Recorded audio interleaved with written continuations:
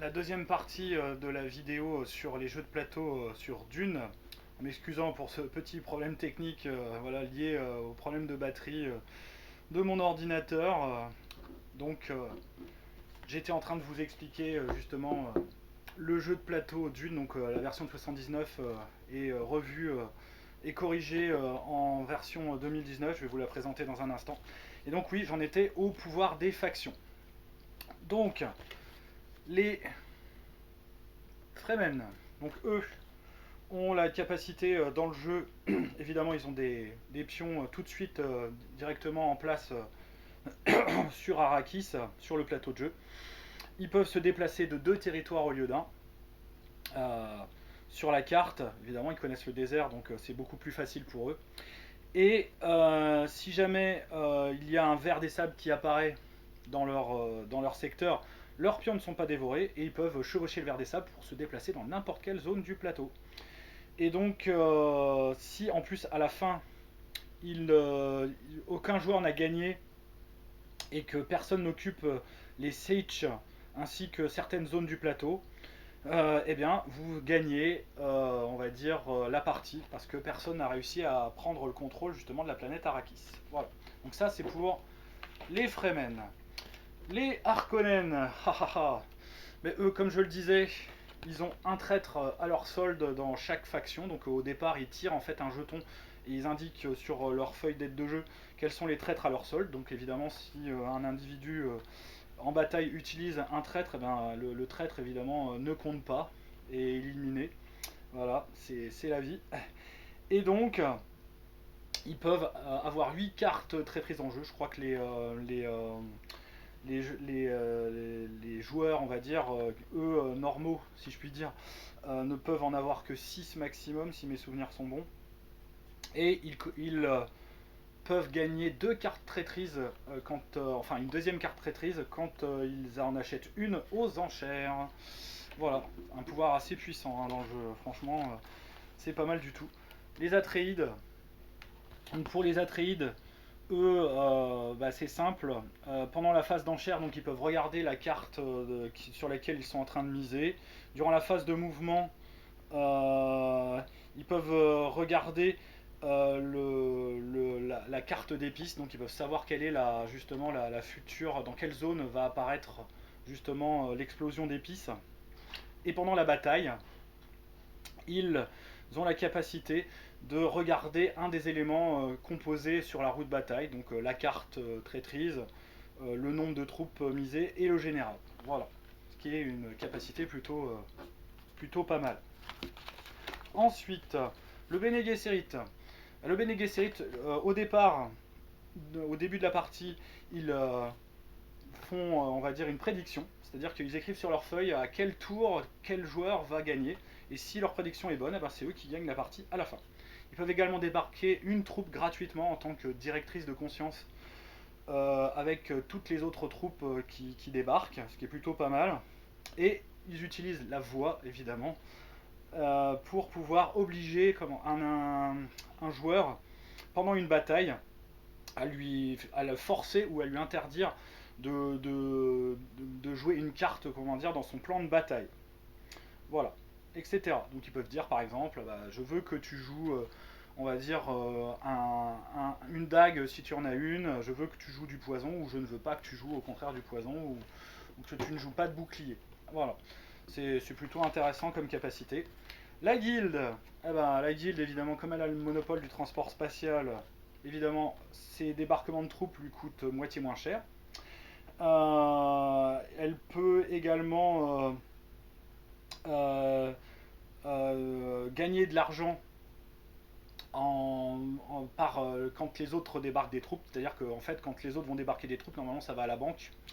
Bah, si la guilde est présente en tant que personnage, enfin en tant que joueur, eh bien, c'est elle qui ramasse évidemment tout ce qui est dépensé pour le transport des troupes. Donc jouer la guilde c'est très intéressant parce que ça permet vraiment de gagner de l'argent, donc de l'épice à peu de frais.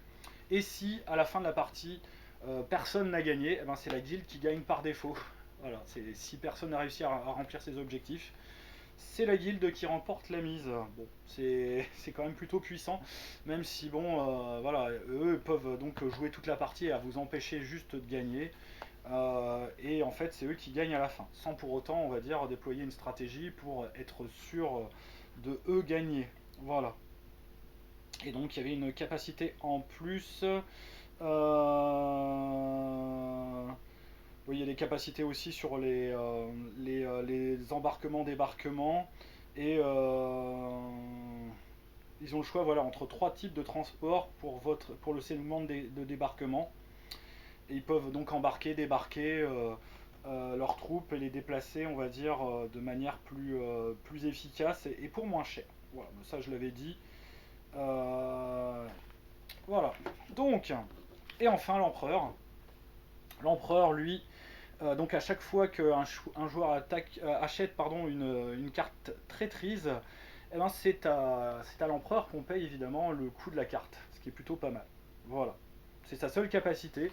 Mais bon, voilà, remporter déjà tout l'argent des cartes traîtrises qui sont achetées, c'est comme il y en a au moins une qui est achetée à chaque tour, ça peut très très vite, on va dire, vous donner un très très gros avantage. C'est clair. Donc cette version-là avait en plus le bon goût de mettre à l'intérieur les deux extensions qui étaient parues à ce jour, donc l'extension sur la récolte d'épices et l'extension sur les duels. Donc vous aviez une arène de duels, comme ceci. C'était un petit jeu dans le jeu, hein, où vous pouviez vous opposer, comment dire, lors d'un défi pour justement, on va dire, mettre à mal, on va dire, votre adversaire et on va dire le général qui était défié, le général adverse. C'est plutôt, voilà, je pense que c'est pas forcément utile lors de vos premières parties à utiliser. Et je crois d'ailleurs que l'extension n'a pas été reprise dans la version de 2019. Il y a pas en tout cas cette extension là. Et sur on va dire l'extension sur la récolte d'épices, elle a déjà été intégrée, donc en fait vous la jouez directement en fait dans les règles de base. Et ça c'était tout à fait logique. Voilà. Donc ça on va dire c'est déjà intégré. Donc il n'y avait pas de problème de ce côté-là. Et donc à vous de voir si vous voulez utiliser les règles de duel si vous achetez cette vieille version. Donc, justement, la version de 2019 que je vous la présente. Alors, ça a été complètement revu, redesigné. Moi, j'aime bien. Franchement, c'est assez sobre. Ça, c'est plutôt pas mal. Donc voilà, ça c'est le livre de règles, nouvelle version. Il y a un livre de règles pour débuter rapidement la partie. Donc voilà, le fameux Quick Start Guide. Les roues de bataille sont un peu plus petites, pareil, plus sobres. Moi je les trouve un peu plus jolies, hein, mais c'est le même principe. Hein, voilà, on met le jeton, les jetons sont un peu plus petits. Le plateau de jeu, je le trouve vraiment pareil. Il est toujours, il est pas assez grand, toujours pas, mais il est beaucoup plus sobre, beaucoup plus beau. Enfin, c'est mon avis, qui n'engage que moi, mais vous en jugerez par vous-même. Il y a donc des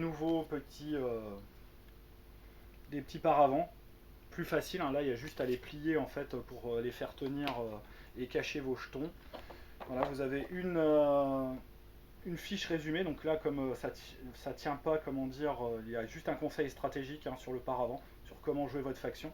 Et sinon, eh ben, il y a le résumé de vos capacités ainsi que les différents éléments de jeu pour débuter le jeu sur cette petite carte d'aide de jeu.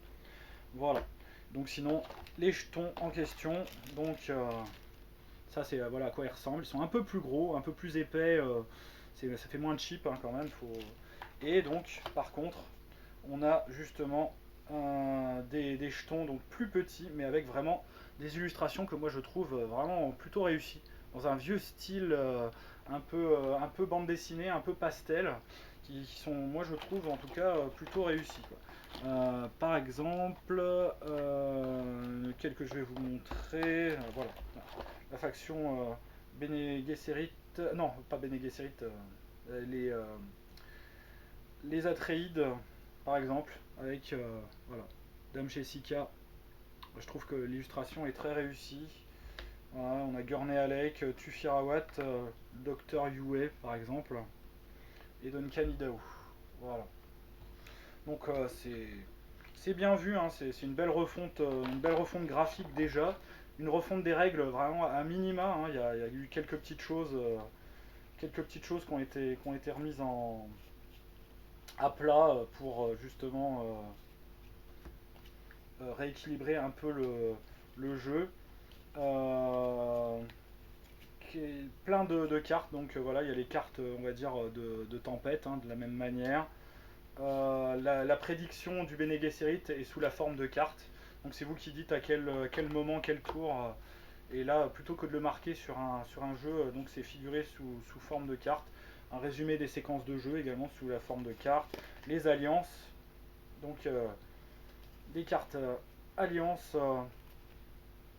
qui vous donnent évidemment une capacité à chaque fois que là vous avez un allié, ce qui n'existait pas dans la version d'avant.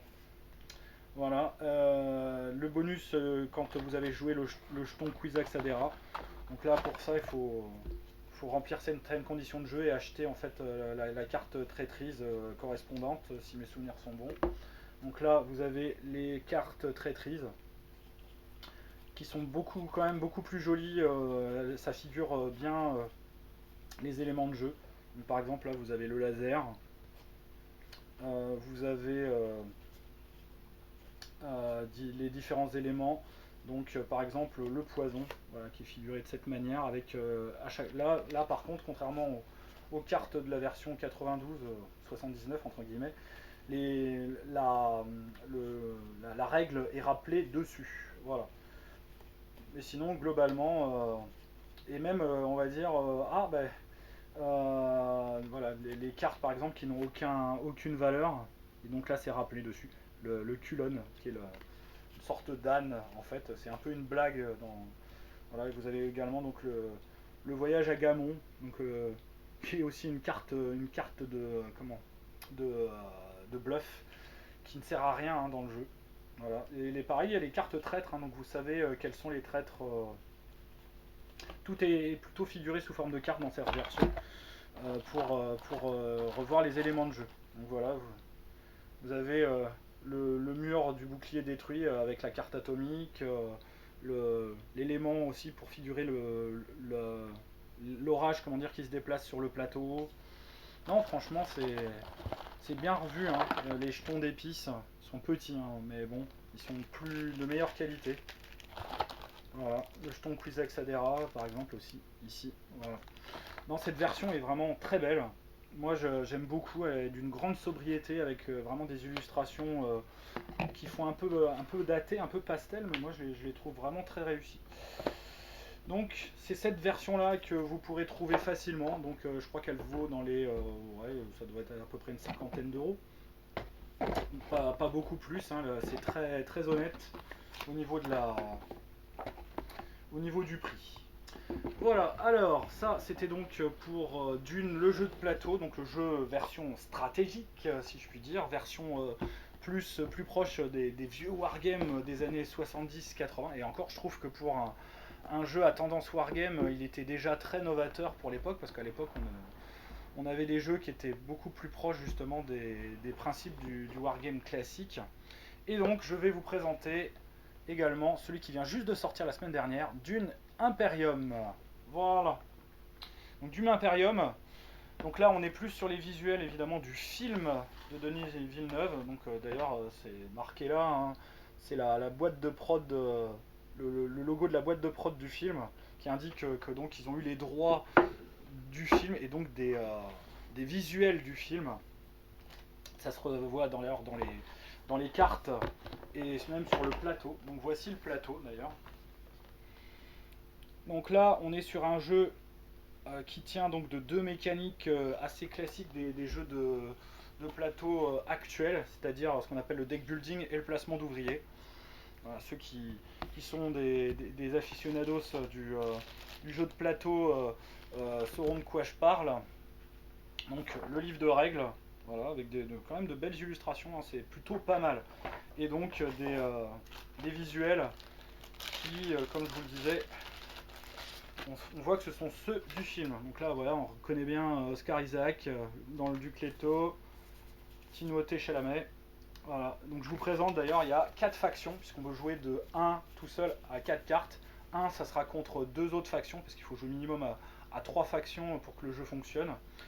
Et il y a un deck de cartes qui est prévu justement pour figurer une sorte d'IA qui vous permet en fait de jouer tout seul. Mais voilà, de ce que j'en ai entendu dire par ceux qui l'ont testé, ça fait, voilà, c'est dur à gérer parce que c'est trop aléatoire et donc on ne peut pas, on va dire, figurer par l'aléatoire la stratégie, on va dire, censée d'un joueur, on va dire, actif par des cartes au hasard, tirées de manière aléatoire. C'est pas du tout satisfaisant et c'est ça qui fait que la version solo est peut-être pas assez satisfaisante, on va dire, pour les joueurs confirmés. Donc on a également, donc en plus de la faction Atreide, donc on choisit en fait son général d'une certaine manière qui va nous donner une capacité spéciale ainsi qu'une capacité si on débloque l'anneau sigillaire qui est une carte qu'on a dans son deck de base. Donc il y a la faction Harkonnen, donc on peut jouer le baron ou Glossuraban. Voilà, si vous reconnaissez Dave Bautista, il est là. Et il y a donc deux. Alors la maison Thorvald a été créée pour l'occasion. Moi ça ne me dit rien du tout dans l'univers de Dune. Et la maison Richez. Alors Richez, j'ai du mal à me dire que voilà, la planète Richez existe bel et bien. Par contre que ce soit une maison à part entière, une maison de majeur, j'ai un doute sur ce point, on va dire en termes de canon, si je puis dire, dans l'univers. Et en plus, si c'est le cas, c'est une maison qui n'est pas du tout bien vue, puisqu'elle doit, on va dire, selon le lore, utiliser justement des technologies prohibées. Voilà. Mais bon, c'est pas grave, hein, voilà, ce ne sont que des noms, c'est pour figurer, on va dire, des factions de jeu. Donc là, on est plus, on va dire, vraiment, on respecte l'univers de jeu, c'est un décorum, c'est une manière on va dire, de placer, on va dire, son propos. Mais ce n'est pas, on va dire, pour moi, voilà, il y a quelques petites adaptations, je n'irai pas jusqu'à dire entorse, à l'univers qui sont faites pour pouvoir figurer le jeu. Donc, comme j'ai dit, les éléments de jeu sont vraiment basiques, eux aussi. Donc, vous voyez, c'est des cubes en bois hein, très classiques, de base, hein, comme on pourrait en trouver dans pas mal de jeux de ce type. Alors, donc, les principes du jeu. Donc il y a deux aspects par rapport, on va dire, au jeu. Donc il y a un aspect placement d'ouvriers. Donc on va placer en fait des agents. Donc les agents sont des petits meeples en bois comme ceci. On va les placer sur le jeu pour évidemment, voilà, on les place sur le plateau. Et en les plaçant sur le plateau, ça déclenche évidemment des capacités. Donc on va devoir payer. Donc on paye dans le jeu avec des ressources que sont, on va dire, les Solari, donc la monnaie de l'Imperium, ou on paye avec de l'épice ou avec de l'eau. Et une fois qu'on a, voilà, ça c'est les jetons eau par exemple, hein, c'est des petites gouttes d'eau, on va dire c'est très basique, hein, franchement. Voilà. Et puis il y a le jeton Manta aussi qui est avec, puisqu'on peut avoir accès également au jeton Manta en débloquant en fait une action. Et donc on paye ou pas, hein, il y a des actions qui sont gratuites et ça permet en fait donc de déclencher en fait d'obtenir des bonus qui vont nous permettre d'arriver à obtenir notre objectif. L'objectif étant d'avoir donc 10 points de victoire. Donc les points de victoire sont figurés ici. On a un jeton, enfin un curseur qui se déplace. Et en cas d'égalité, ben, voilà, et on peut quand même dépasser les 10 et c'est celui qui a évidemment le plus de points de victoire qui gagne la partie. Voilà. Et donc, on place nos ouvriers, ça nous déclenche des capacités. Ou si on ne peut pas placer d'ouvriers, parce que tous nos ouvriers sont déjà en train de bosser, on a un deck donc de 10 cartes. Alors, comme dans tous les jeux de deck building, 1, 2, 3, 4, 5, 6, 7, 8, 9, 10. Voilà. On a un deck de 10 cartes de base, comme ceci, avec qui nous donne, comme tous les decks de base, des ressources pour acheter des cartes qui nous sont proposées sur le plateau de jeu. Et donc, à partir de là, donc là vous avez la carte anneau sigillaire qui permet de débloquer si on la joue justement la capacité spéciale de votre chef de faction. Et donc à partir de là, on achète des cartes et on enrichit son jeu évidemment. Donc toutes les cartes qu'on achète, on les met dans la défausse, mais quand notre main, qui est une main de 5 cartes, donc elle est renouvelée en 2 fois, hein, si vous comprenez bien, puisque voilà, 2 fois 5 cartes, on peut déjà renouveler son deck, et puis bon, on va accumuler les cartes petit à petit, avec les nouvelles cartes, on va dire, qu'on a achetées, qui vont se retrouver dans notre jeu, évidemment, puisqu'elles sont mélangées avec le reste. Et ces cartes, évidemment, sont plus puissantes et vont nous permettre de progresser dans notre stratégie. Voilà, donc celui-là, je ne l'ai pas encore testé. Donc il y a aussi oui, une phase supplémentaire de conflit. Donc on va justement, par nos actions avec nos agents et nos cartes, accumuler des bonus et accumuler des troupes pour être, on va dire, le plus puissant en termes de puissance militaire, et également débloquer des capacités sur le plateau. Donc voilà, ici, vous voyez, on met les valeurs de puissance, et ça va nous permettre, on va dire, de gagner justement des bonus, des faveurs en fait, du fait de notre puissance militaire. Donc voilà, moi j'ai juste lu les règles de manière très, on va dire, très empirique, très théorique. Pour moi, on va dire, ça a l'air d'être un système qui fonctionne, hein, mais il faut jouer minimum à 3 ou 4 pour que je pense que ce soit intéressant, qu'il y ait des interactions entre les joueurs. Et donc, bah, voilà, celui-ci vaut 45 €. Je pense qu'il en vaut vraiment la peine. Bon, si les visuels du film ne vous intéressent pas trop, évidemment, ça va pas être votre truc. Mais bon, pour ces mécaniques de jeu, en tout cas, je pense qu'il en vaut quand même largement la peine. Voilà, même si le matériel est de qualité vraiment de base. Je conseillerais d'ailleurs de pochetter les cartes, parce que dans les jeux de deck building, si vous y jouez beaucoup, les cartes de base, surtout les decks de base, vont s'abîmer très rapidement. Surtout que là, les cartes ne sont pas de mauvaise qualité, mais on va dire elles vont subir des manipulations intempestives qui vont très vite les abîmer. Voilà, donc comme je disais, il y a un mode de jeu solo avec une IA donc, qui va simuler les actions des autres factions. Et ça, donc, c'est plutôt bien vu, hein, si malheureusement vous n'avez pas de joueurs pour jouer, de pouvoir justement vous amuser tout seul. Voilà, donc ça c'était également donc pour le deuxième jeu de plateau que je voulais vous proposer, donc Dune Imperium, qui vient donc de sortir. Franchement, il est tout frais, tout chaud, et ça peut vous permettre d'explorer l'univers de Frank Herbert à travers les jeux de plateau.